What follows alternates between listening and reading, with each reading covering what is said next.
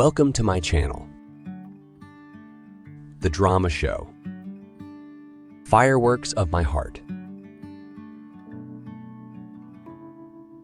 Hello everyone. One day in the changing room, Dr. Yang meets Dr. Exu-kin. Dr. Yang compliments Dr. Exu-kin and says, "I am very happy today.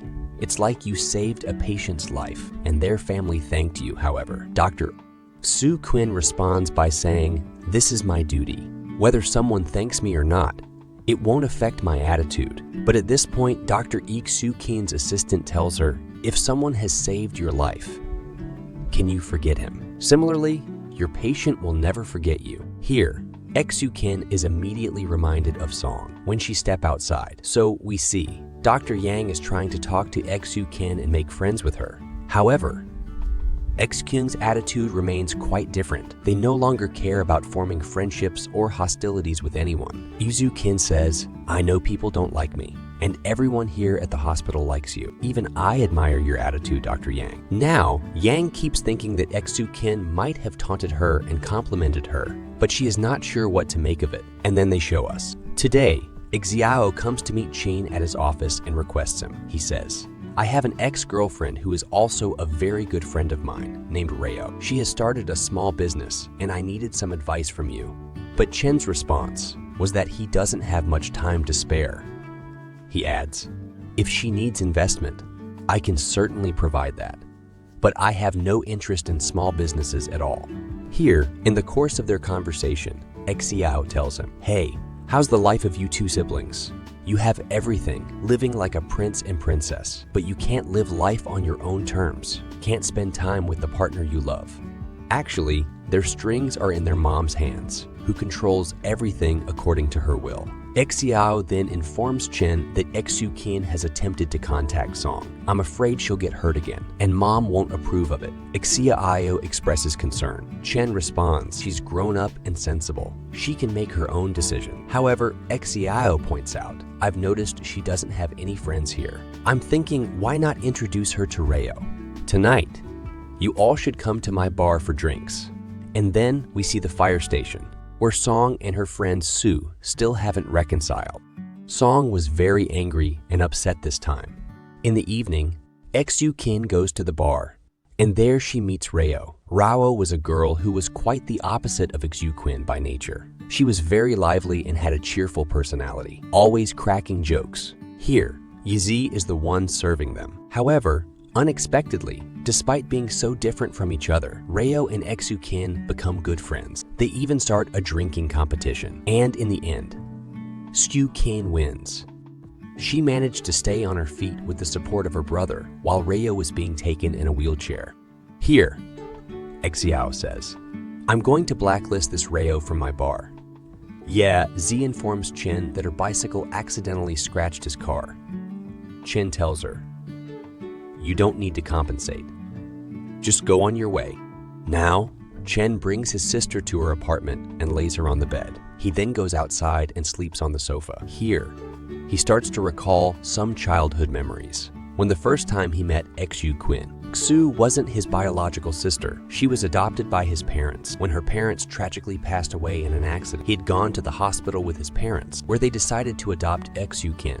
That's why sometimes she referred to herself as Meng-quin and other times as Exu-kin. He had always considered himself to be her big brother and fulfilled the responsibilities of an elder brother. She had only one toy left with her. However, her mother throws that toy away because she finds it dirty. Meanwhile, Chen hides the same bunny toy in his court for his younger sister. Now, the next morning, when Exu-kin wakes up, Chen has prepared breakfast for her. Here, Exu tells him, "I met Song, and I had told him that we could get back together, but he rejected me.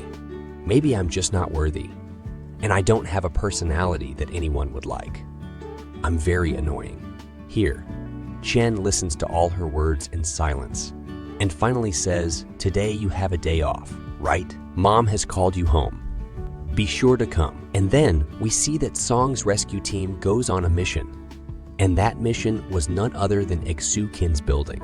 Just as Exu opens the door to her apartment, she finds Song standing there. She's shocked to see him, and in that moment, She realizes that a child from the apartment above hers is hanging from the balcony, and her balcony will be used to save that child. The child was about to fall from there, but thanks to God, their hand was stuck in the railing, which prevented them from falling. Now, Song begins the rescue. His team performs very well.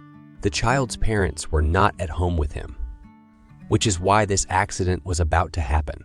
Now, at one point, Song was about to fall, but he ensured no harm came to the child and safely brought him down. Now, Dr. Exu-kin brings her first aid kit, and Song was holding the child in his arms, while Exu starts treating the child's hand. Exu looked very beautiful in that moment, and Song couldn't help but look at her repeatedly. In the meantime, the child's parents also arrive, and the child thanks Exu-kin and Song for saving their life. In the eyes of those parents, both of them had become heroes. Here, Exu-kin secretly asks a firefighter for Song's phone number, and he gives it to her with the promise not to reveal that he provided the number.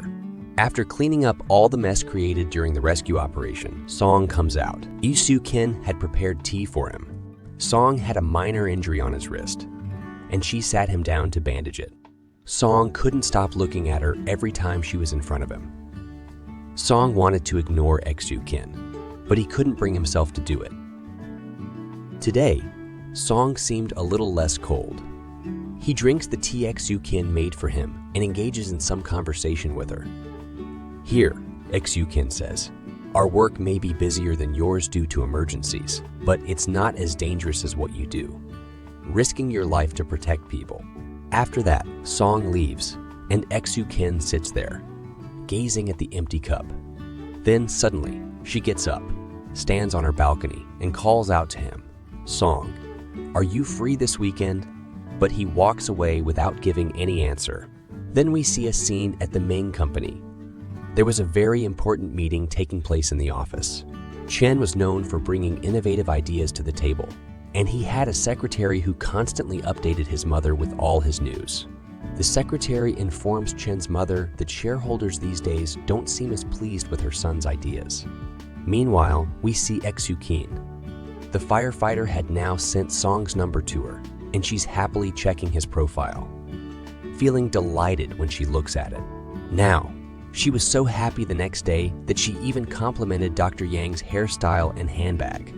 After that, she messages Song, even though Song didn't have her number. In the meantime, Sku receives a call from the emergency room and summons her there. Zhu Quinn rushes to the emergency room. After a while, Song forgets all about this when he receives a phone call from Miao. She says, "I'm bringing you some warm clothes because winter is about to start." Meanwhile, Chen receives a call from Mom, who's speaking sweetly to him, saying, "You have to keep the shareholders happy." Actually, her mom had quite conservative ideas that didn't match well with Chen.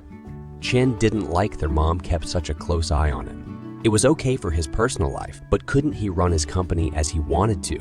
He found it very annoying. Meanwhile, Mom was saying, "I raised my children very well, and now look, my son is managing the business so efficiently, and Dad finally gets some rest." But it took Chen less than 2 minutes to find out that his own secretary wasn't actually working for him, but was employed by his mom. Chen calls him and asks, "Who is your real boss? Is it my mom?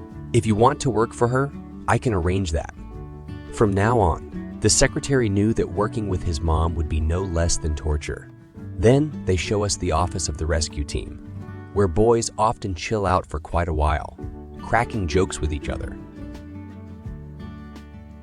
In the meantime, Song was standing there with them when a guy comes and informs him, "There's a girl waiting for you at the gate." Everyone is surprised by the girl who came to meet Song. Song reassures them, saying, "Don't jump to conclusions. My sister was supposed to come, so she must be the one." As Song departs, the guy from behind informs them that it's not his sister, but the same female doctor they've encountered multiple times before. Upon hearing this, all the boys get excited and rush towards the gate, eager not to miss the spectacle. And that's where this part ends. To find out what happens next, you'll have to wait for the next episode. If you liked this video, please make sure to like, share, and subscribe to my channel, The Drama Show.